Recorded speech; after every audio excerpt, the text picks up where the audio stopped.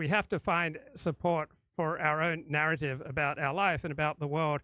If we can't find any support from other people for our narrative, we're going to be lost.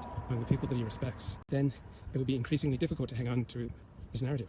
I'll give you an example. I am a convert to Orthodox Judaism. If, when I encountered Orthodox Jews, I went to Dublin in an Orthodox synagogue, said, we don't count you as Jewish, we won't count you as a minion, it would be difficult, if not impossible, for me to maintain the narrative that I'm an Orthodox Jew. Right? My narratives depend upon getting some support from other people. We all depend on other people for support for our narratives. It requires increasing amounts of strength to maintain your narrative in opposition to other people's narratives. And Joe Biden depends upon narrative support. Yeah, you may have. Okay, let's turn to Fox News chief political analyst Britt Hume, somebody who's covered Washington for decades, reacting to this earthquake in American politics. Britt, your thoughts?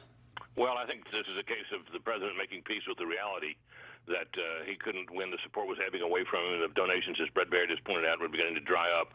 Support for him among major leaders within his own party had slipped away from him.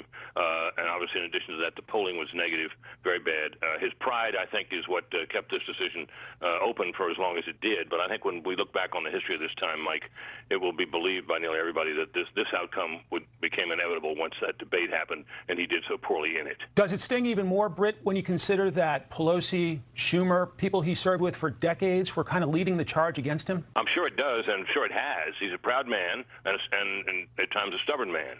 And these people had been his allies, and no doubt, as Kevin Cork was suggesting, he'd done things for them, and they actually for him as well. And for him to be abandoned as he was by them must have stung him very much, and perhaps caused him to dig in his heels for as long as he did. But this result, I think, in the fullness of time, will be seen as inevitable. He really couldn't go on. Now the question will arise, as I guess Brett suggested, that as to whether people start saying, well, look, if he's not well enough to campaign for re-election, how is it that he's well enough to serve out his term?